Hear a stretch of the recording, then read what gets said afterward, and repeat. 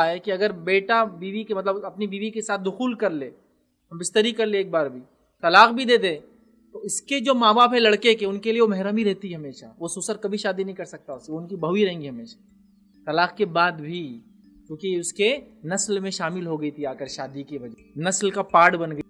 कैसा रिश्ता है, बाप वाला ही हो गया ना, निस्बती बाप बोलेंगे एक तरह से, निस्बती रिश्ते हो जाते, निस्बती भाई साला, शादी की वजह से रिश्ता बन गया, निस्बती बहन साली, है ना, निस्बती वालिद, निस्बती वालिदा, सास और ससुर, सब निस्बत, मतलब वो शादी ने रिश्ते बना दिए सारे। क्यों आप माँ का रोल अदा नहीं कर रहे? निस्बती माँ है, उनकी जड़ बने हुए आप। मैं यकीनन किसी औरत को बुरा नहीं कहना चाहता हूँ, किसी की वालदा को बुरा नहीं कहना चाहता। कुछ लोग ने तो देखेंगे बोले मेरे अम्मी के बारे में बोल रहे फैसले, नहीं, माँ होने के नाते हम औरत का एहतराम करते हैं और हर औरत का एहतराम करते हैं, चाहे वो जिस भी उसमें हो। लेकिन ये एक औरत जब जालिम बन जाती है ना, तो हम उसका एहतराम नहीं कर सकते, क्योंकि दोनों के अपने अपने हक़ है भाई। इस्लाम ये नहीं कहता कि सास अपनी माँ है तो उसको सर पर ऐसा चढ़ा लो कि बीवी पैर की जूती है। बिल्कुल गलत, बिल्कुल गलत। 100% से भी ज़्यादा कुछ होता तो उतना गलत। क्या आपको ऐसी किसी ने इजाज़त दी कि एक औरत जो आपकी वालदा, उसकी इज़्ज़त बचाने दूसरी औरत की पूरी इज़्ज़त निकाल दे? नहीं देता आपको इस्लाम। अगर ऐसा कोई भी मज़हब करेंगे तो वो जालिमाना मज़हब है। मैं बोल रहा हूँ आपको, जालिमाना मज़हब। तो इस्लाम तो इंसाफ पसंद दीन है भाई। लेकिन होता ये कि अब ये दोनों के झगड़े प्रॉब्लम होती है शौहर को, और फिर वो आता है, फिर सारे झगड़े होते हैं, वो उससे लड़ पड़ती है। शौहर का हाल ये कि अपनी माँ को समझा नहीं सकता है। मैं मर्दों से भी गुजारिश करूँगा, अगर आपकी वालदा जुल्म कर रही है आपकी बीवी पर, आपको आवाज़ उठाना पड़ेगी। कुरान ने क्या कहा कि तुम हक़ के लिए खड़े हो जाओ, इंसाफ के लिए खड़े हो जाओ, चाहे वो तुम्हारे रिश्तेदारों के खिलाफ, तुम्हारे वालिदैन के खिलाफ, अपने नफ्स के खिलाफ वो खड़े हो जाओ जुल्म के खिलाफ। बोलना पड़ेगा अम्मी मिस्टेक हो रही, इस्लाह की ज़रूरत है अम्मी, बिल्कुल अच्छे से। बीवी के सामने मत बोलिए, खामोशी में अलग से, वरना फिर झगड़े होंगे, हम दोनों अलग हो जाएंगे, नहीं हो सकता। तो माँ के लिए कोई अलग होना, सोचे वो माँ भी नहीं वो मेरे बेटे का ख्याल नहीं रखती। बेटे ने बोलना चाहिए उसका ख्याल रखती नहीं रखती, तुम नहीं होते बोलने वाले। कोई औरत उसके शौहर का ख्याल नहीं रखती या रखती, वो उसका मसला है। अब आप भी हमारे इस काम में ताउन करें अपनी ज़कात और सदक़ात के जरिए। डोनेशन डिटेल हासिल करने के लिए डोनेट अस पर क्लिक करें। अगर आपको हमारा वीडियो पसंद आए तो इसे शेयर करें और सवाब के हकदार बने। रोजाना हमारे नए वीडियोस पाने के लिए यूट्यूब चैनल को सब्सक्राइब करें और बेल आइकन दबाएं। हमसे दीगर सोशल मीडिया पर जुड़ने के लिए वीडियो में दिए गए IDs को सर्च करें। जज़ाकल्लाह। इनोवेटिव वर्ल्ड, और अल्हम्दुलिल्लाह उसके अंदर हमने जो सबसे पहले तो इल्म की अहमियत देखी थी। उसके बाद हमने दो पॉइंट्स आपके सामने मैंने रखे थे, जिसमें पहला पॉइंट था कि लाइफ लॉन्ग जो है लर्निंग को एम्ब्रेस करे, मतलब जिंदगी भर सीखने के लिए एक इंसान, एक मर्द मोमिन या एक मोमिन तैयार रहे। मतलब ये हमारी सिफत, हमारी खुसूसियत होना चाहिए कि किसी भी फन, किसी भी हुनर में हम मुतमईन ना हो, बल्कि उसमें आगे बढ़ने की, उसमें और सीखने की, उसमें और अच्छा करने की लगन, हुनर और कोशिश करते रहे। याद रखें। सेकंड पॉइंट हमने देखा था, याद रखिए, वो ये था कि क्रिटिकल थिंकिंग एक इंसान अपने अंदर बढ़ाए, मतलब मुस्बत तनकीदी सोच को जो है बढ़ावा दिया जाए, इसलिए कि ये मुस्बत तनकीदी सोच बहुत सारे कामों में इंसानियत को आगे बढ़ाती है। और जितने इन्वेंशंस और डिस्कवरीज होते हैं, जितनी इजादात होती है, उसकी वजह ये होती है कि इंसान कुछ ना कुछ सोचता है उसके बारे में। तो क्रिटिकल थिंकिंग ये बहुत अहम चीज़ है, याद रखिए। बच्चों के अंदर इसको पैदा करने की कोशिश करें। और इस नुक्ते पे बात को हमने इसके अंदर रोका था कि सवाल करने की उनको इजाजत दें, सवालात करने दें, सवाल ना करे तो उनसे सवाल करने लगाए, इसलिए कि सवाल करना ये किसी भी फन और हुनर के सीखने की बुनियाद है। याद रखिए, इसके बगैर कोई चीज, कोई फन में इंसान आगे नहीं बढ़ सकता। आइए आगे नुक्ते की तरफ बढ़ते हैं। अपने थर्ड पॉइंट आज इंशाल्लाह आपके सामने रखूंगा इसी कड़ी में। याद रखिए वो ये है कि बच्चों के अंदर या अपने अंदर डेवलप प्रॉब्लम सॉल्विंग मेथड, मतलब उसको कहेंगे प्रॉब्लम सॉल्विंग स्किल्स।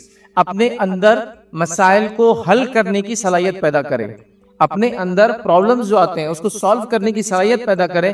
याद रखिए ये जदीद दुनिया के अंदर बहुत बड़ी चीज़ है, वैसे हर दौर में बड़ी चीज़ थी कि लोगों के मसाइल को सॉल्व करें, लोगों के इश्यूज को सॉल्व करें, लोगों के प्रॉब्लम्स को सॉल्व करें, खुद के प्रॉब्लम्स को सॉल्व करें, खुद प्रॉब्लम का हिस्सा ना हो, खुद मसले का हिस्सा ना होते हुए मसले के हल का हिस्सा हो। याद रखिए ये एक मोमिन का काम है। याद रखिए दुनिया के अंदर जितनी इजाजत हो, याद रखिए वो किसी ना किसी मसला था, उस मसले को हल करने के लिए लोगों ने वो किया।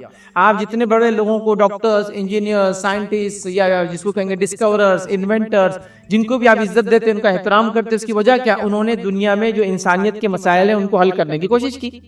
जैसा मिसाल के तौर पर रोशनी का मसला था तो किसी ने इलेक्ट्रिसिटी पैदा करने की कोशिश की, इलेक्ट्रिसिटी पैदा होगी तो बल्ब बनाने की कोशिश की, बल्ब बन गया तो बल्ब को कम कीमत में चलाने की कोशिश की, बल्ब कम कीमत में चल रहा था उसको फिर इलेक्ट्रिसिटी से क्यों, सोलार से बनाने की कोशिश की। मसाइल थे, हल दिया जाता रहा। और आज भी दुनिया में वही कौमें, वही लोग आगे माने जाते हैं, अव्वल माने जाते हैं, जिसको कहेंगे एडवांस माने जाते हैं, जो लोगों के मसाइल को हल कर रहे हैं। जैसे कि एक चौराहा था, लोग आ रहे थे, गाड़ियां तो नहीं थी लेकिन साइकिलें थी, छोटे मोटे साइकिल रिक्शा थे, लेकिन आके एक दूसरे के सामने कोलाए, मतलब रुक जा रहे थे, ट्रैफिक जाम हो रही थी। किसी ने हल दिया कि एक आदमी को खड़े कर दे जो मसले को हल करे, तीन तरफ से लोगों को रोके, एक तरफ से जाने दे, और ऐसा कर करके साइकिल के ऑर्डर में करे। इसके बाद जो है वो ट्रैफिक सिग्नल बन गया। आज के दौर में जो आदमी तो नहीं होता है, मशीन ये काम करती है, लाइट ये काम करती है, हो रहा है नहीं हो रहा। लोगों का मसला था, उसको हल किया गया अंदर। तो आज भी दुनिया के अंदर जो लोग इंसानियत की जरूरत माने जाते हैं, वो वही लोग हैं, याद रखिए, जो उनके मसाइल को आज भी हल कर रहे हैं। याद रखिए। अब उम्मत मुस्लिमा इस चीज को देखिए, हम सोल्यूशन का हिस्सा है या प्रॉब्लम का हिस्सा है। आज की उम्मत मुस्लिमा सोल्यूशन का हिस्सा नजर नहीं आ रही है, प्रॉब्लम का हिस्सा नजर आ रही है। सबसे गंदे मोहल्ले हमारे, सबसे अनऑर्गेनाइज्ड ट्रैफिक हमारे पास। अच्छा, ये कोई मैं इल्जाम के तौर पे नहीं कह रहा हूं, ये कौम को उभारने के तौर पे भी नहीं कह रहा हूं। हमारे शहर अजीज के अंदर, पूरे मुस्लिम बस्ती के अंदर एक भी सिग्नल है कि बताइए आप सिर्फ। आप ये नहीं बोल सकते हुकूमत ने हमारे लिए मेहनत नहीं की कि हमारे इलाकों में ट्रैफिक जाम ना हो। मसला एक हम खुद नहीं चाहते हैं वो क्या ऐसा कुछ हमारे साथ हो। क्या हमारे महलों के अंदर, जिसको कहेंगे गवर्नमेंट ने डेवलपमेंट प्लान के तहत सड़कों को बढ़ाया नहीं बढ़ाया, लेकिन आज भी हमारे सड़कें 10 फीट की जो थी आज भी 10 फीट की है, क्योंकि बाकी जगह मेरी बकरी बंधी हुई है, मेरे दुकान का शेर आगे निकला हुआ है, उसके सामने एक आदमी ने डेड पार्किंग करके रखा हुआ, उसके सामने खराब गाड़ी खड़ी हुई है, और उसके बाद 10 फीट का और 10 फीट का ही अभी एक्सपेंशन के बाद भी वही हाल है। तो ऐसा नहीं कि हुकूमत ने हमारी तरफ नजर नहीं दी, हम खुद अपने आप को आगे बढ़ाना नहीं चाहते। लेकिन बताइए, एक अच्छा मार्केट जब तक डेवलप नहीं होता, तब तक के ट्रैफिक को, ये जो आने वाला कस्टमर से गाड़ी खड़े करने को जगह ना हो। फिर आप बोलते हैं कि प्राइम कस्टमर हमारे इलाकों में नहीं आता। क्यों आएंगे आपके पास? उसकी गाड़ी खड़े करने की जगह नहीं है आपके उसमें। अंदाजा लगाइए, ये सब हो रहा ही नहीं हो रहा है। तो ये हुकूमत का मसला नहीं है, हमारी सोच का मसला है। तो मैं तनकीद नहीं कर रहा हूँ, हकीकत को बता रहा हूँ, ये सबको मानना पड़ेगा। तो हम प्रॉब्लम का हिस्सा है, सोल्यूशन का हिस्सा हम नहीं। याद रखिए उम्मत मुस्लिमा, हर जगह हम मसाइल पैदा कर रहे हैं। वो इसलिए कि हमने इस्लाम को छोड़ दिया, वरना इस्लाम तो सोल्यूशन का हिस्सा है। इस्लाम आया था तो मसाइल हल देने आया था। अरे ये इस्लाम तो वो है जो आपसे कहता है कि मसाइल को हल करो और जन्नत ले जाओ, मसाइल को हल करो, मगफिरत ले जाओ, मसाइल को हल करो, अपने आप को जिसको कहेंगे गुनाहों से साफ करा लो। एक शख्स रास्ते से जा रहा था, उसने देखा कि रास्ते में एक टहनी पड़ी हुई है जो कि रास्ते को रोक रही है। टहनी पार्ट ऑफ प्रॉब्लम है। उसने तय कर लिया कि मैं इस टहनी को हटाए बगैर आगे नहीं बढ़ूंगा। अल्लाह के रसूल सल्लल्लाहु अलैहि वसल्लम फरमाते, वो गया, उस टहनी को वहां से हटा दिया, अल्लाह रब्बुल इज्जत ने उसकी मगफिरत कर दी, क्योंकि वो पार्ट ऑफ सोल्यूशन था। अल्लाह ने उसके गुनाहों को माफ कर दिया। देखिए, आप समझ रहे हैं, इस्लाम तो पार्ट ऑफ सोल्यूशन है। आइए दूसरी मिसाल देता हूँ। नबी अकरम सल्लल्लाहु अलैहि वसल्लम फरमाते हैं, ईमान की 70 से ज्यादा शाखें, सबसे अफजल शाख है ला इलाहा इल्लल्लाह, और सबसे अदना शाख है रास्ते से तकलीफ दे चीज को हटाना, प्रॉब्लम को सॉल्व करना है। आपको रास्ते में तकलीफ देने वाली चीजों को हटाना है। तो हम एज अ कम्युनिटी हम प्रॉब्लम को सॉल्व करने वाले लोग हैं, लेकिन आज हम एज अ कम्युनिटी हम प्रॉब्लम बन चुके हैं। इस बात का इकरार करना पड़ेगा, एतराफ करना पड़ेगा, इसलिए कि हकीकतों को जब तक एतराफ नहीं करेंगे चेंजेस नहीं आने वाले। मेरा घर तो सबसे साफ है, लेकिन मेरी खिड़की से मैं थूकता भी हूं और कचरा भी डालता हूं, मैं पार्ट ऑफ प्रॉब्लम हूं। मैं अपने घर के सामने किसी एक आदमी को गाड़ी खड़े करने नहीं देता हूं, उसकी टांगे तोड़ दूंगा खड़े करे तो, लेकिन मैं जब कहीं भी जाता हूं गाड़ी कहीं भी खड़े करता हूं, मैं पार्ट ऑफ प्रॉब्लम हूं। आप समझ रहे? मुसलमान अगर ऐसी सोच रखे तो आप जानिए क्या हो जाएगा। देखिए, एक जगह चौराहा है, वैसे चौराहों पे है ना एक सर्कल हमेशा होना चाहिए ताकि गाड़ियां टर्न लेने में आसानी होती है। ऐसा डायरेक्ट टर्न लेने में ट्रैफिक जैम होती है। तो मेरा अकल क्या बोलती है, अगर ऐसा जाने से प्रॉब्लम होती है और मैं पार्ट ऑफ प्रॉब्लम हो रहा हूं, तो लंबा टर्न लेके आऊंगा इंशाल्लाह। मैं पार्ट ऑफ सोल्यूशन बनेगा, पार्ट ऑफ प्रॉब्लम नहीं बनूंगा। मैं कई लाइव एग्जांपल दे सकता हूं, समझ रहे आप, जो आप समझ भी सकते हैं। अगर मेरी एक गाड़ी क्रॉस करती पूरा रोड और अतराफ की पूरी तरफ की गाड़ियां रुक जाती मेरी गाड़ी की वजह से, जिसकी वजह से अगर 100 गाड़ियों के 10 मिनट खराब होते हैं तो 1000 मिनट खराब होते हैं, तो मैं पार्ट ऑफ प्रॉब्लम नहीं सोल्यूशन हूं। मैं अपनी गाड़ी को बीच में नहीं ले जाऊंगा, इंतजार करूंगा, चाहे मेरा 1 घंटा क्यों ना जाए, क्योंकि लोगों के 15 घंटे बर्बाद करने से, क्योंकि 1000 मिनट अप्रोक्सीमेटली 15 घंटे होते हैं, मैं अपना 1 घंटा बर्बाद कर सकता हूं। मैं पार्ट ऑफ सोल्यूशन रहूंगा, मैं पार्ट ऑफ प्रॉब्लम नहीं बनूंगा। प्रॉब्लम जो लोग सॉल्व करते हैं, लोग उनकी इज्जत करते हैं। किसी मुफ्ती और आलिम की आप इज्जत क्यों करते हैं? पूरे महल्ले में मसाइल पैदा करके रख दिए उन्होंने?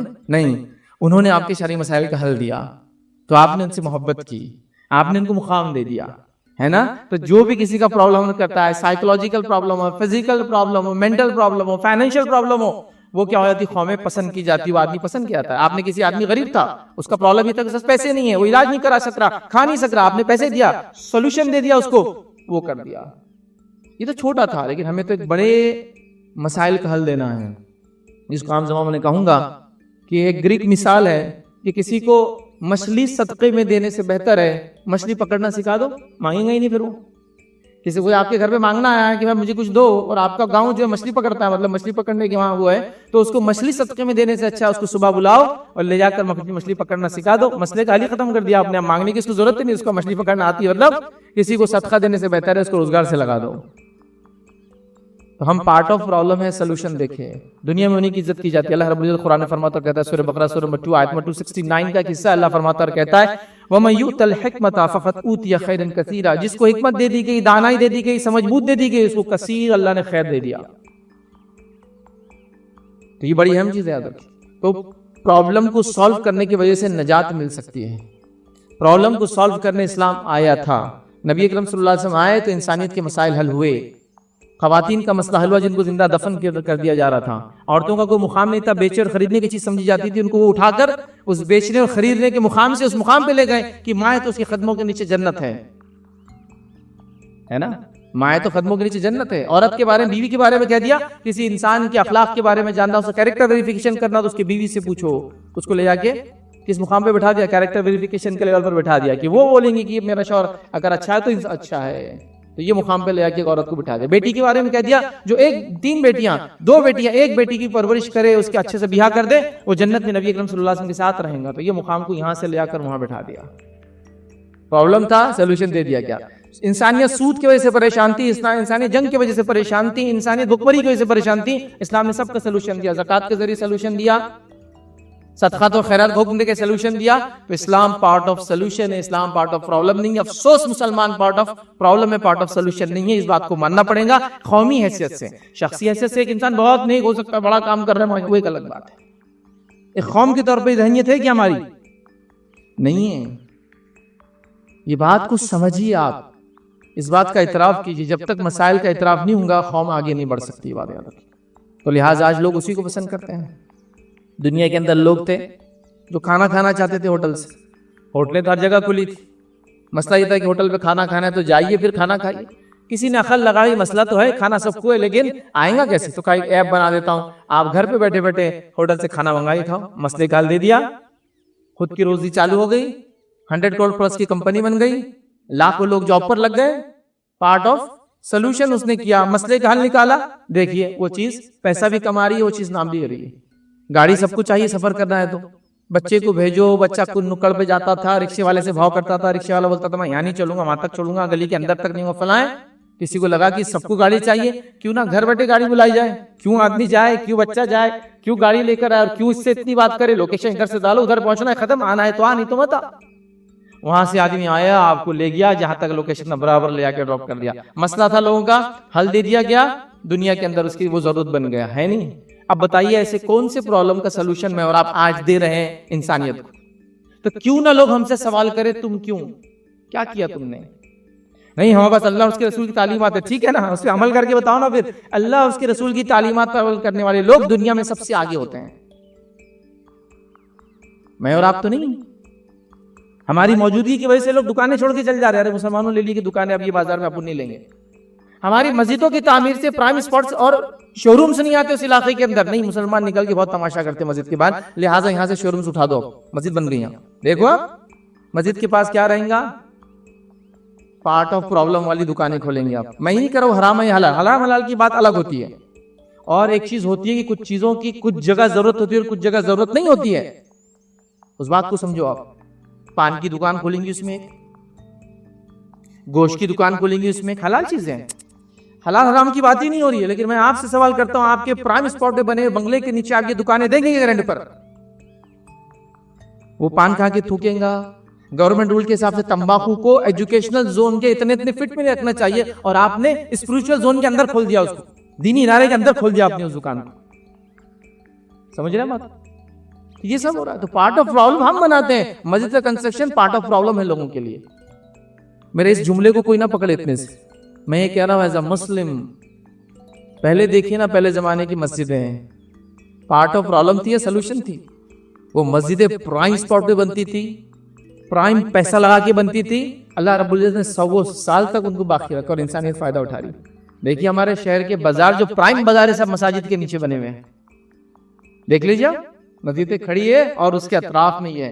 तो हम पार्ट ऑफ, जब तक सोल्यूशन थे, लोगों ने हमको सर आंखों से भी ऊपर हाथों पे उठा के रखा था, ऐसा भी नहीं, ऊपर हाथों पे उठा के रखा। जब पार्ट ऑफ प्रॉब्लम बने तो ले आकर फेंक दिया। तो हमारा दीन हमसे ये चाहता है, जदीद जमाना ये चाहता है कि हम जो है पार्ट ऑफ प्रॉब्लम नहीं सोल्यूशन बने। तो प्रॉब्लम सॉल्विंग स्किल्स अपने बच्चों में पैदा करे, मसला दे और बोलो उसको सॉल्व करके बताओ, मसले का हल निकालो। हाँ, बस बच्चे को मसला आते बोलते तू छोड़ दे मैं कर लेता, तुम ही करोगे चाहे जितना टाइम ना लगे, तुम्हें सीखना है मसले का हल। प्रॉब्लम सॉल्विंग स्किल्स इसको कहते हैं। और अल्लाह के रसूल सल्लल्लाहु अलैहि वसल्लम, सहाबा की कई मिसालें, वक्त नहीं कि पूरा लेक्चर इस पे हम लें। आइए चौथा पॉइंट हमारा वो है क्रिएटिविटी और इनोवेशन। चौथा पॉइंट कि हमें जदीद दुनिया के अंदर अगर रहना है तो हमें क्रिएटिव और इनोवेटिव बनना है, मतलब तख्लीकी सलाहियतें पैदा करना है, चीजों को बनाना है और नई नई चीजों की याद करना है। ये सख्त जरूरत है, याद रखिए। रसूल अकरम सल्लल्लाहु अलैहि वसल्लम दुनिया में आए, आपने हर जदीद हलाल चीज को आगे बढ़ावा दिया और कहा कि बनाओ इसको, करो इसको, जाओ इस मैदान में आगे। आइए कुछ मिसालें देता हूं आपको कि इस्लाम दुनिया में हमको पीछे नहीं रखता है, हमारे अंदर क्रिएटिविटी इनोवेशन को खत्म नहीं करता है, बल्कि उसको बढ़ाना देता है, बल्कि बढ़ावा देता है। नबी अकरम सल्लल्लाहु अलैहि वसल्लम का जमाना है और ज़ैद बिन साबित रज़ी अल्लाह अन्हु को अल्लाह के रसूल ने ज़बान सीखने का हुक्म दिया। इसकी ज़बान यहूदियों की ज़बान। ज़ैद बिन साबित रज़ी अल्लाह अन्हु ने कहा कि 1 महीने के अंदर तकरीबन मैंने इतना सीख लिया कि मैं उनके आने वाले लेटर्स को पढ़ता था और रिस्पॉन्स और जवाब दिया करता था। तो लर्निंग न्यू लैंग्वेजेस, इनोवेशन और क्रिएटिविटी, तब्दीली लाना है, तख्लीकी सलाहियत पैदा करना है, चेंज लाना है, तो ज़बानें भी सीखना पड़ता है। अल्लाह के रसूल ने ज़बान सीखने की इजाज़त दी। किसकी ज़बान? किसकी ज़बान? यहूदियों की ज़बान थी वो। तो पता चला इल्म के मामले में कोई यहूद और हनूद और ईसाई नहीं होता है। इल्म अल्लाह की तरफ से अता करदा चीज़ है जो इंसानियत को अल्लाह ने दी है। वो एक मोमिन की, जिसको कहेंगे गुमी हुई मिल्कियत, एक तरह से जहां भी मिलेगा उसको लेंगे अच्छी चीज़ों को, अच्छा इल्म। तो यहाँ का सीखो लैंग्वेज को। उस जमाने में बोली जाने वाली लैंग्वेज सीख सकते हैं, मैं कहूँगा आज लिखी जाने वाली, पढ़ी जाने वाली, कोड की जाने वाली, उन लैंग्वेजेस को सीखिए आप सारी, चूंकि अल्लाह के रसूल ने इजाजत दे दी इल्म सीखने के लिए, चाहे किसी के पास से भी हो। आइए दूसरी मिसाल, नबी अकरम सल्लल्लाहु अलैहि वसल्लम के पास सहाबी और अल्लाह के रसूल, जब हम लेटर्स लिखते हैं शाहान को, बादशाहों को, तो ये बादशाह जब तक खुतूत को नहीं पढ़ते जब तक उस पर सील ना हो, क्या आपके लिए एक सील बना दी जाए? अल्लाह के रसूल सल्लल्लाहु अलैहि वसल्लम कहा सील बना दी जाए। अल्लाह के रसूल सल्लल्लाहु अलैहि वसल्लम की चांदी की अंगूठी बनाई गई जिसके अंदर एक काला हबशी नगीना था और उस नगीने पे लिखा हुआ था मोहम्मद रसूलुल्लाह। फिर जब खतूत लिखे जाते अल्लाह के रसूल सल्लल्लाहु अलैहि वसल्लम अपने हाथ में से उतार कर देते और उसको लेके लाख जो होता है उसको डाल के उसमें सील कर दिया जाता। समझ रहे आप बात? मैन्युफैक्चरिंग की इजाजत दी गई, अगर जरूरत है तो बनाओ नई नई चीजें, जरूरत है अंगूठी की बनाई गई, मतलब इजाजत है कि आपको नए काम करने की। बहुत सारे मुसलमान ये समझते हैं दीन पे आने का मतलब ये दुनिया को छोड़ देना। अरे दुनिया में जी के दीन पे चलना है। अगर मैं कह रहा हूँ जहाज चल रहा है पानी का, तो कहाँ चल रहा है? रेगिस्तान में, हमारी गली में पानी में चलता है ना। तो हम दीन पे चल रहा हूं तो कहाँ चल रहा हूँ? खबर में, मरने की बात। अरे दुनिया में चलना पड़ता है दिन पर। इजाजत दे दी गई।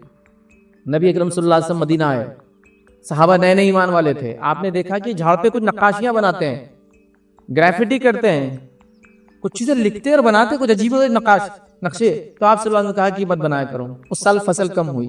लोगों ने कहा अल्लाह के रसूल, वो आपने जो मना कर दिया ना बनाने से, एक्चुअली वो इंसेक्ट उससे अट्रैक्ट होते थे, कीड़े मकोड़े उससे रगबत पाते थे और उससे पॉलिनेशन होता था। मुजक्कर झाड़ से मुअन्नस के बीज जाता था, मेल और फीमेल होते ट्रीज के अंदर। तो जो खजूर के झाड़ मुजक्कर और मुअन्नस थे वो एक दूसरे से पॉलिनेट करते थे, तो खजूरें ज्यादा होती थी। आपने इजाजत नहीं दी तो ये आज साल फसल नहीं। तो चूंकि नए थे साहब, अल्लाह के रसूल को लगा शायद कुछ अखीरे से बनाते तो आपने मना किया। उस रिवायत आपने फरमाया जो दुनिया का मामला है तुम मुझसे बेहतर जानते हो, जब दीन में मैं कुछ बात कहूं तो मुझसे ले लिया करो। मतलब ये कहा दुनिया के मामले तुम्हारे हवाले, जो करना है इसमें अच्छा करो, दीन का मामला जब दूं मैं से मुझसे ले लिया करो। तो आपको इजाजत दे दी कि एग्रीकल्चर के अंदर इनोवेशन, टेक्नोलॉजी और चीजों को इस्तेमाल करने की, ये नबी अकरम सल्लल्लाहु अलैहि वसल्लम की इजाजत है, मेरी और आपकी नहीं याद रखी। और मुसलमानों ने फिर जो क्रिएटिविटी और इनोवेशन किया, चूंकि उनके दीन का ये तकाजा था, मसले को हल करने के लिए ये सिफत जरूरी थी। मसला है, हल करना है, तो ये सब होना ना क्रिएटिव। अब जैसा सिग्नल है, प्रॉब्लम आ रही तो क्रिएटिविटी करके कुछ बनाना पड़ेगा ना। सिग्नल पोल बनाया, लाइट लगाई, फला हुआ, प्रोग्रामिंग की, सिग्नल कैसे चलेगा, सब हुआ ना। तो क्रिएटिविटी इनोवेशन यही तो है, इस्लाम यही तो दे रहा था। और इस्लाम की फिर गोल्डन एज, ये Muslims and Islamic golden age नहीं है, इसको मैं कहूंगा ये ह्यूमैनिटी का गोल्डन एज था। जब यूरोप अंधकार में था, यूरोप ने कहा कि हमारे डार्क एजेस थे, हकीकत में वो सिर्फ यूरोप के डार्क एजेस थे। लेकिन यूरोपियन नस्ल की एक बुराई क्या है मालूम आपको? उनका तुर्रा क्या है? वो समझते हैं अगर उनके पास बादल है तो पूरी दुनिया में बारिश हो रही है, वो गरीब है तो पूरी दुनिया गरीब है, वो अच्छे तो पूरी दुनिया अच्छी है। तो वो अंधेरे में तो लगता पूरी दुनिया अंधेरे में ही होंगी। यूरोपियन नस्लों की बस यही रहा उनका, गिरे भी तो टांग ऊंची बोलते हैं ना, ये इनका मिजाज तब भी था आज भी है। उसूल अपने हिसाब से बनाएंगे, ज़ाब्ते अपने हिसाब से बनाएंगे। जो इनके लिए जिंदगी वो जिंदगी है, जो दूसरों के लिए जिंदगी वो जिंदगी नहीं होती, वो उनके हिसाब से हर चीज है। तो इन्होंने कहा डार्क एजेस, नहीं डार्क एजेस नहीं था, ये दुनिया का सबसे ब्राइटेस्ट एज चल रहा था। जब यूरोप अंधकार में था, दुनिया जो है मुसलमान मुमलकतें, मुसलमान लोग और रोशनियों में जी रहे थे। मैं सिर्फ ये रोशनी की बात यूं ही नहीं कह रहा हूं, जब यूरोप के अंदर अंधेरा हो जाता मगरिब के बाद, तो मुसलमान शहरों की हालत ये थे कि वहाँ स्ट्रीट लाइट्स लगते थे, जो कि वो अपने इलेक्ट्रिसिटी वाले लाइट नहीं, खंदीलों के शक्ल में। इतने एडवांस सिविलाइजेशन थी वो, इतना पैसा भी था, इसका मतलब ये वहां रोशनियां होती थी। याद रखिए, आपको पता है स्पेन के अंदर मुसलमान आज से 500-700 साल पहले गॉगल्स पहनते थे धूप से बचने के लिए, इतने एडवांस थे। स्पेन में चलने वाले लिबास, वहां के उठने बैठने की तहजीब पूरे यूरोप कॉपी करने की कोशिश करता था, जैसे आज फ्रांस को पूरी दुनिया फैशन में कॉपी करती है। लेकिन एडवांस कौन थी जो करती थी? सबसे आगे थी। गॉगल्स पहन रहे हैं, चश्मे लगा रहे हैं देखने के लिए, तजुर्बात कर रहे हैं, कपड़े ऐसे पहन रहे हैं। कहवा की दुकानें उनके पास हर नुक्कड़ पे खुली है, ऐसे बैठ के ऐसे से कहवे भी दे, कहवा कॉफी शॉप्स, कॉफी शॉप्स। कहवा से लफ्ज कॉफी आता है इंग्लिश के अंदर, जो कॉफी शॉप्स होती थी जहां लोग जाके मटर गश्तीर फालतू बातें नहीं करते थे। वो मुल्क और मिल्लत और दुनिया को आगे बढ़ाने के लिए कभी रिलैक्स होते, कॉफी पीते और डिस्कशन करते आगे क्या करना है। आज चाय के अड्डे हमारे पास है, लेकिन वो कुछ और ही काम कर रहे हैं। समझिए आप, तो पूरा यूरोप कॉपी कर रहा था उसको कि वैसा जीना है तो वैसा जीना है। कोई ऐसा बेला जब ये आई, स्पेन बटा हुआ था कई मुमलकत में, लेकिन बाद में मुसलमान भी कमजोर पड़ गए। तकरीबन 500 साल की हुकूमत के बाद हुआ ये कि फिर स्पेन की जो नॉर्दर्न हुकूमतें थी, उन्होंने अपने आप को एकजुट किया और क्वीन इसाबेला के मातहत में इन्होंने पूरे ये जिसको कहेंगे आइबेरियन पेनिनसुला, जो स्पेन का पूरा इलाका है, जिसके अंदर 2-3 मुमलिकत याद रखिए, पुर्तगाल है, स्पेन है, याद रखिए, ठीक है, स्ट्रेट ऑफ जिब्राल्टर है और सारी चीजें बहरहाल 2-3 मुल्क के बहरहाल उन्होंने कहा कि मुसलमानों को यहाँ से खत्म कर देंगे और रिकॉन्क्वेस्ट चालू किया। वापस से अपनी जमीनें हम लेंगे, मुसलमानों से पाक करेंगे इन जमीनों को। आपको पता है क्वीन इसाबेला जब मरी तो उसका मकबरा आज भी मौजूद है, ऑनलाइन देखिए जाकर। जब मरी तो उसका मकबरा मुसलमानों ने ही बनाया, क्योंकि मरना है तो मुसलमानों के तरीके में मरना चाहिए। उसके मकबरे में आयतें लिखी गई, क्योंकि मुसलमान मरते तो ऐसे ही मकबरे बनाते थे। तो कहा मरना भी है तो वैसे ही मरना है, जीना भी है तो ऐसे ही जीना है। तो गोया ये था। वहां जब मुसलमान निकल भी गए तो वहां के बादशाह अपने नाम के आगे क्या लगाते थे मालूम? अल खलीफ, द कैलिफ। मतलब उनके पास टाइटल ये था कि अगर कोई बादशाह है बड़ा तो खलीफा उसके नाम के आगे लगना चाहिए। अल खलीफ अल्फांसो द सिक्स्थ। अब ये क्या है? एलसिड। एलसिड तो सुना ना आपने, बहुत मशहूर से फिल्में बनी कितनी, ठीक है। एलसिड द कॉन्करर बहुत मशहूर शख्सियत थी, मर्सनरी था, लड़ता था। एलसिड असैयद, ईसाई था, लेकिन टाइटल क्या लगाता था अपने नाम के आगे? क्योंकि पूरे इलाके के अंदर जो बड़े लोग होते थे वो टाइटल लगाते थे, असैयद, आका हमारे, बड़े हमारे, ठीक है। तो उसका नाम था एलसिड। फिल्म है उसके नाम से, वो EL से लिखते स्पेनिश में, एल, ठीक है। आप कई अल्फाज देखिए, हाय और हेलो के लफ्ज देखिए, ये अरबी जबान से आए। अब कोई बोला हाय हेलो बोलते जहन्नुमी है, ये अरबी जबान से आए। हाय ये अरबियों का जो एक दूसरे से स्पेन में लोग बात करते थे, जिसके अंदर कोई उसको बोलता था हय्यक, वो बोलता था अहलन व सहलन। तो ये हेलो हो गया, क्योंकि नॉन मुस्लिम से ये ग्रीटिंग्स थी, उनकी सलाम नहीं करते थे। तो अहलन व सहलन से हेलो लफ्ज आया और उसके जवाब में वो कहते थे हय्यक, अल्लाह तुझे जिंदा रखे। तो हय्यक से हाय लफ्ज आता है, हेलो का जवाब हाई है इंग्लिश में भी, और वो स्पेनिश जबान से आता है। आप देखिए, तो गोया ग्रीटिंग्स क्या बोलना है मिले तो ये मुसलमान सिखा रहे थे दुनिया को। समझ रहे हैं बात? तो ये आप थे, ये आपकी तब्दीली वाला जज्बा था, ये आपने दुनिया को दिया। अफसोस की बात है, सद अफसोस की बात है, आज जिस मुकाम पर पहुंचे हैं बहुत ही बदतरीन मुकाम है। और इस्लामिक गोल्डन एज, इसकी जो सुनहरी जो जिसको कहेंगे जी दौर था इंसानियत का, इसकी तो बहरहाल इतनी मिसालें कि शायद एक मिसाल दूंगा तो एक लेक्चर पूरा इस पर दे सकता हूँ कि ये एक मिसाल है, लीजिए सिर्फ कि क्या कुछ हमारे आबा अजदाद ने इंसानियत को दिया। अब वक्त तो इतना नहीं है, सिर्फ इतना कहूंगा, एक किताब है जरूर पढ़े। पढ़ना लिखना तो आजकल होता ही नहीं हमसे, लेकिन फिर कोशिश करें, फिर पढ़ो, एक बार खुद भी पढ़ो, बच्चों को पढ़ाओ। 1001 inventions Muslim heritage in our world, ये किताब है टी.एस. अल हस्सानी की, याद रखिए, उन्होंने किताब लिखी, सलीम अल हस्सानी याद रखिए उनका नाम है, उन्होंने किताब लिखी 1001 invention Muslim heritage in our world के 1001 तजुर्बात मुसलमानों की देन जो दुनिया के अंदर है। 1001 तजुर्बात या इन्वेंशन जो आज भी हम इस्तेमाल करते हैं, उन्होंने दिया, जिसको 6 हिस्सों में उन्होंने तकसीम किया। घर में क्या इस्तेमाल होता है, स्कूल कॉलेज में क्या इस्तेमाल होता है, फला फील्ड में 6 उसमें तकसीम किया पूरी किताब को। 6 उसमें 1001 इन्वेंशन मतलब जदीद चीजें जो मुसलमानों ने दुनिया को दी, छोटी से लेकर बड़ी। पढ़ लीजिए कभी उसको, पढ़कर लगेगा कि वाकई में इस कौम ने बहुत कुछ दिया। आपकी तारीख आपको भुलाई जा रही है, आपको बताया जा रहा है कि अब गंदगी में पैदा होने वाले, गंदगी में रहने वाले कीड़े जैसे, और गंदगी में मरने वाली कौमें जो भीख मांगने और लोगों के सामने हाथ फैलाने के अलावा आपके पास कोई चारा नहीं। लेकिन ये बात न कभी सही थी न कभी सही हो सकती है। हाँ, कोई एक कौम अपने आप को अगर बुराई में पस्ती में डाले, गलत बात है, लेकिन मुसलमान ऐसा नहीं हो सकता, ये उसके मिजाज का हिस्सा नहीं है। अरे अल्लाह के रसूल सल्लल्लाहु अलैहि वसल्लम की क्रिएटिविटी और इस हाल में थी। एक मरतबा मदीने के बाहर से आवाज आई, लोग अभी घबरा गए, और ऐसा वक्त था जो आराम का वक्त था, लोग घबरा गए और परेशान थे। हम लोग निकले बाहर गलियों में कि क्या मसला हो गया, और मदीने के अंदर इब्तिदाई दौर में और आप समझे आखिर वक्त तक भी जंगी चालू थी, पूरी मुशरिकीन आपको हर तरफ से अटैक कर रहे थे। हम परेशान हो गए। जब हम बाहर निकल के अभी परेशान हुए कि देखे तो सही क्या हुआ, देखते हैं उधर से तेज रफ्तार घोड़ा हमारी तरफ दौड़ते हुए आ रहा है। जब घोड़ा दौड़ते हमारे करीब आया तो नबी अकरम सल्लल्लाहु अलैहि वसल्लम उस पर सवार थे, तलवार गले में लटकी थी और बगैर जीन के घोड़े पे बैठे हुए थे। एक आदमी जल्दी में कैसे भागता है ना, गाड़ी बगैर चप्पल की किक मारो, स्टार्ट करो, कपड़े से कैसे देखो। अल्लाह के रसूल उठे, आवाज की तरफ जाके देखने के लिए आप सवार हुए, तो तलवार के लिए कोई रोक नहीं था, अभी रस्सी वो जो होती थी बांधने की बनी थी, तो गले में लटका ली उसको, और उस आवाज की तरफ दौड़े। घोड़े पे कोई जीन नहीं है। मदीना जब आप मक्के से निकल कर गए तो आपकी उम्र 53 साल से जायद है, मोर देन 53 ईयर्स आपकी एज है। और इस 53 ईयर्स में भी अल्लाह के रसूल सल्लल्लाहु अलैहि वसल्लम की फिजिकल कैपेबिलिटीज आप देखो। एक घोड़े पे बगैर जीन के बैठना, घोड़ा नीचे नहीं बैठता आपको बिठाने के लिए ऊंट के ऐसा, घोड़े पे उचक कर बैठना पड़ता है। जिस घोड़े पे जीन ना हो उसके बाल पकड़ के बैठना पड़ता है, घोड़े को तकलीफ भी नहीं हो, या उसके कमर पे हाथ मार के उचक के बैठना पड़ता है। बच्चे खेलते हैं ना गली में, कभी फिजिकल फिटनेस का क्या लेवल लगता है उसके लिए, ऐसा करने के लिए। देखिए अभी तो 40 साल में चलना नहीं हो रहा हमसे, औरतें तो 1-2 बच्चों की पैदाइश पूरी खत्म ही हो जा रही है हमारी। तो ये फिजिकल फिटनेस है। आप सब जल्दी में थे, देखना चाह रहे थे, हमारे पास जो जिम्मेदार है वो सबसे पीछे रहता, पहले तुम सब देख के आओ, कोई जिंदा रहा तो ठीक है, वहां क्या हालत चल रही है, मैं तो नहीं आऊं। आप पहुंच गए, इसके लिए जो हिम्मत लगती है, जो सेल्फ कॉन्फिडेंस लगता है कि हालत कैसे भी मैं निपट सकता हूँ, इसलिए मैं जा सकता हूँ। क्योंकि किसी बेवकूफ इंसान को हम नहीं कहेंगे वहां जाके अपनी जो है मत मरा ले जाकर कहीं, मतलब गलत काम कर ले जिसके लिए अहल नहीं था।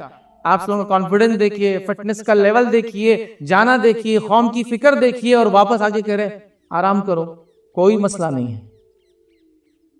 आप देख रहे हैं इसमें कितनी नसीहत है हमारे लिए, और कौम का क्या हाल है, आप इससे सिर्फ अंदाजा लगा सकते हैं। गोल्डन एज की 1-2 मिसालें देखिए, बात खत्म करता हूं, और कुछ पॉइंट बाकी अगले जुम्मे के लिए इंशाल्लाह रख देंगे उसको, कि गोल्डन एज की कुछ मिसालें आप ले लें ताकि कम से कम याद दहानी तो कि हम क्या थे और आज अपना हमने क्या हाल बना लिया। तालीम को हमने अपना जेवर बनाना चाहिए, तरबियत हमारी पहचान होना चाहिए, अखलाक से हम जाने जाना चाहिए। बाकी हमारा दीन तो पर्सनल चीज है ना, नमाज रोजे ज़कात हज हमारा पर्सनल मामला है, जो कौमों को दिखता है वो ये सब है। तो आइए नबी करीम सल्लल्लाहु अलैहि वसल्लम के बाद मुसलमानों ने क्या क्या तजुर्बात किए। खास तौर से आप अगर तारीख पढ़ना है तो 8वीं सदी से लेकर तो 15वीं सदी तक पढ़ लीजिए। उसके बाद 16वीं सदी से तो यूरोप का कॉलोनियल एज चालू होता है, उसको बोलते हैं इंडस्ट्रियल एज। 17वीं सदी से चालू होता है। तो आपको क्या लगता है 17वीं सदी में जब इंडस्ट्रियल एज आया तो यूरोप के ऐसे कारखाने बनाने की सलाहियत कहां से आई थी? डार्क एजेस में थे ना वो, तो क्या आसमान से कोई चीज सीधा आगे उनका जीरो से लेकर हीरो बन गए? वो ऑलरेडी मुसलमान ये चीजों को इस्तेमाल कर रहे थे, उन्होंने दुनिया को ये सब दे ही दिया था, ये तजुर्बा हो चुके थे। आइए एक मिसाल देता हूं इब्न अल-हैसम की। इब्न अल-हैसम एक साइंसदान थे और 1016 में उन्होंने जो एक तजुर्बा शुरू किया था, जिसको तजुर्बा था कि रोशनी कैसे से उसको हम देख पाते हैं, रोशनी क्या है, रोशनी के अलग अलग वो क्या है, वो पूरी स्टडी उन्होंने चालू की 1016 में। 2016 जब आया उसको 1000 साल हुए, तो तो यूनेस्को ने एक दिन बनाया और कहा द मिलेनियम ऑफ लाइट। जब 2016 आया तो यूनेस्को ने एक दिन बनाया और कहा 1000 साल रोशनी के, द मिलेनियम ऑफ लाइट। इब्न अल-हैसम ने रोशनी कैसे चलती है, कैसा दिखता, आंख कैसे दिखती बताया था। 2016 में एक्सपेरिमेंट चालू हुआ था, 2016 में 1000 साल हुए तो कहा ये। और इब्न अल-हैसम वो शख्सियत है जिसको हम कहेंगे the father of modern physics. जदीद जो आपका फिजिक्स है उसके वो बाप थे एक तरह से। उन्होंने इंसानियत को बताया रोशनी कैसी चलती है, क्या होती है, ये सब बुनियाद याद रखे फिजिक्स की। उस जमाने में क्या फलसफा था? फलसफा ये था कि आंखों से एक रोशनी निकलती है, हम कैसा देखते हैं। आंखों से एक रोशनी निकलती है, चीजों पे टकराती है, फिर चीजों पे टकरा के आंखों वापस जाके पड़ती है तो हम देख सकते हैं। इब्न अल-हैसम ने कहा ये बेवकूफाना बात है, अगर ऐसा होता तो रात में हम क्यों नहीं देख सकते, रात में क्यों नहीं देख सकते। तो उन्होंने कहा कि नहीं, और रोशनी का एक सोर्स होता है, रोशनी वहां से आकर चीजों पे टकराती फिर हमारे आंखों पे लगती है, हम देख पाते हैं। लोगों ने कहा साबित करके बताओ, ये तो फलसफा हुआ, फिलोसॉफी हुई, एक्सपेरिमेंटल प्रूफ होना चाहिए ना, तजुर्बात करके। तो कहा ठीक है एक्सपेरिमेंटल प्रूफ दिया जाएगा। और उन्होंने एक्सपेरिमेंट चालू किया कि आंख कैसा दिखती है, ताकि बताया कि आंख में से रोशनी निकलती है, और ग्रीक फलसफे को चैलेंज किया। बल्कि आपने जो पहली बार ये स्टडी की, दुनिया ये कहती है कि ये तरीका जो मॉडर्न रिसर्च का है इब्न अल-हैसम की देन है। जितने भी लोग रिसर्च करते हैं मॉडर्न, इब्न अल-हैसम उनके इसके अंदर रिसर्च गाइड है समझो। सबसे पहले जिन्होंने शुरू किया कि रिसर्च ऐसी होती है कि चैलेंज किया जाए जो चीजें समाज में चल रही है, जो चल रहा है वो चल रहा है, ठीक नहीं, चैलेंज करो उसको, ये क्यों, मैं चैलेंज करता हूँ इसको। फिर उन्होंने क्या किया मालूम आपको, बताने के लिए आंख कैसे दिखती है एक मॉडल बनाया, जिसमें उन्होंने एक रोशनी जिस तरफ से आती थी वहां एक पानी का जो है हाउस था छोटा सा, उसके पीछे एक कमरा बनाया जो कि पूरा डार्क था, उसमें कोई रोशनी नहीं थी, 100% डार्क। और उसमें फिर एक सुराख किया आंख में, जैसा होता है आंख के बीच में आप देखिए रेटिना है, प्यूपल है, रेटिना है, उसके बीच में अंधेरे और उजाले के एतबार से बड़ा और छोटा होती है। आंख की पुतलियां बड़ी होगी बोलकर छोटी होती, धूप में जाती छोटी हो जाती है, क्योंकि उसको कम देखना, रोशनी अंदर कम लेना है, अंधेरे में जाती फैलना चालू हो जाती है। इसीलिए कुछ जानवर रात में भी देख पाते हैं क्योंकि उनकी पुतलियां बहुत बड़ी हो जाती है, ठीक है।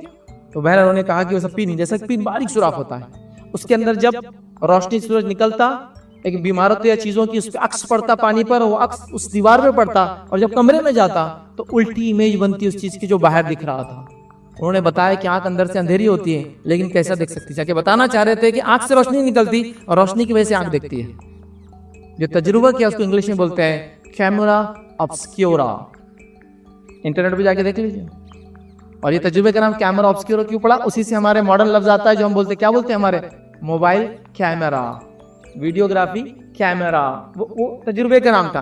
क्यों दे गया उस तजुर्बे का नाम कैमरा ऑब्स्क्योरा, इसलिए कि जहां तजुर्बा किया था वो छोटा सा कमरा था, जो उर्दू में भी इस्तेमाल होता है लफ्ज, छोटा कमरा, बड़ा कमरा, कमरा, अंधेरा कमरा, कैमरा ऑब्स्क्योरा। उसी कमरे से लफ्ज आया कैमरा, जो इंग्लिश के अंदर इस्तेमाल होता है, जो उर्दू का ही लफ्ज है, अरबी का लफ्ज है, जो उर्दू में ही बोला जाता है, कमरा, कैमरा ऑब्स्क्योरा। देख रहे हो जितने लोग आज देख सकते हैं चश्मों की वजह से, लेंसेस की वजह से और कैमरास के से, जो फायदा दुनिया में होगा, किसको अजर मिलेगा उसका, इब्न अल-हैसम को, जिसने कैमरे को इजाद किया।